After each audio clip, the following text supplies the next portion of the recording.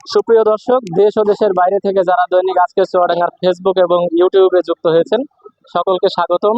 দর্শক, এখন আমরা অবস্থান করছি চুয়াডাঙ্গার নিচের বাজারে।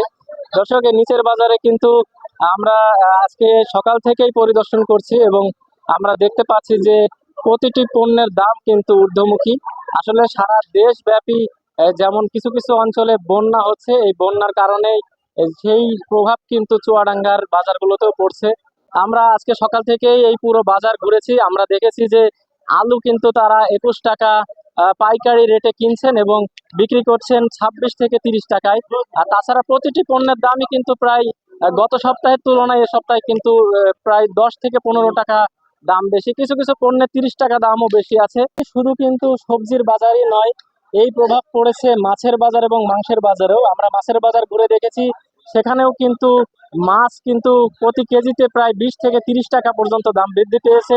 তেলাপিয়া মাছ বিক্রি হচ্ছে 220 টাকা কেজি দরে, রুই মাছ বিক্রি হচ্ছে 400 টাকা কেজি দরে এবং সেই সাথে মুরগি, দেশি মুরগি কিন্তু 600 টাকা কেজি, ব্রয়লার 200 টাকা কেজি এবং সোনালী মুরগি বিক্রি হচ্ছে 300 টাকা কেজিতে। দর্শক, কি বলছেন বিক্রেতারা? আমরা বিক্রেতাদের সঙ্গে কথা বলেছি, আপনাদেরকে একটু দেখানোর চেষ্টা করছি। কিছু না, এটা এই বর্ষা আসলে এভাবে জিনিসের দাম বাড়ে। আর এবারে একটু বেশি বেড়ে দাম। কাল ছিল 80 থেকে 100 টাকা কেজি, এখন 240 টাকা পাইকারি বর্তমান বাজার। বেগুন ছিল 80 থেকে 70, এখন 150 টাকা কেজি। উঠতে ছিল 60 টাকা কেজি, এখন 120 টাকা কেজি। লাউ ছিল 20 টাকা থেকে 25 টাকা, এখন 60 টাকা পিস। কারণ খিরা ছিল 10 টাকা 15 টাকা কেজি, এখন 80 টাকা কেজি।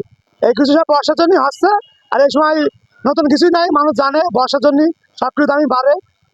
মাল থাকে না, ভুইটি অনেক জায়গায় গ্রাম ঢাকা শহর থেকে চিরাং সব ব্যাপারে এসে মাল নিয়ে চলে যাচ্ছে, বাড়ির থেকে এসে ভুইতে এসে মাল থাকছে না। পেঁয়াজ ছিল 40 টাকা কেজি, 60 টাকা কেজি। আরো কিছু দাম বাড়বে।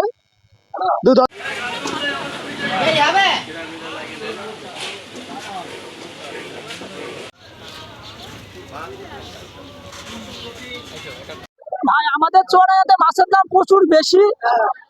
এখন বৃষ্টির কারণে মানে যে পুকুর ভেসে যাচ্ছে, এজন্য মাছের দাম বেশি হচ্ছে, মাছ পাওয়া যাচ্ছে না। আমাদের বিভিন্ন এলাকায় বন্যা হয়েছে, সেদিকে মনে করেন যে আমাদের চুয়াডাঙ্গা মাছ ওইদিকে চলে যাচ্ছে, যেমন চিরাঙে চলে যাচ্ছে, চিরাঙের আশপাশে চলে যাচ্ছে। বিভিন্ন জায়গায় অনেক বন্যা টন্যা হয়েছে, এজন্য মাছ কেউ পাচ্ছে না।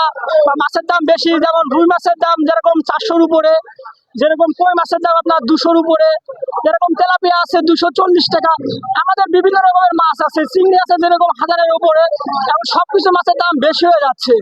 গত সপ্তাহের তুলনায় এই সপ্তাহে সব জিনিসপত্রই মোটামুটি সবজির দাম বেড়েছে। যেমন আপনার পটল, ভেন্ডি ধরেন আজকে কিনছি হচ্ছে আপনার 40 টাকা কেজি, ওটা গত সপ্তাহে আমি কিনে নিয়ে গেছি 35 টাকা 30 টাকা এমন ভাবে বলে বাড়ি দিয়ে দিয়েছে ধরেন। কিন্তু আজকে ধরেন যা বলছে ওই আলু ধরেন প্রায় 110 টাকা 5 কেজি দিয়েছে এক গাড়ি। তো এইভাবে ধরেন কিনতে গেলে হচ্ছে না, এখন মোটামুটি ম্যানেজ করে চলতে হচ্ছে।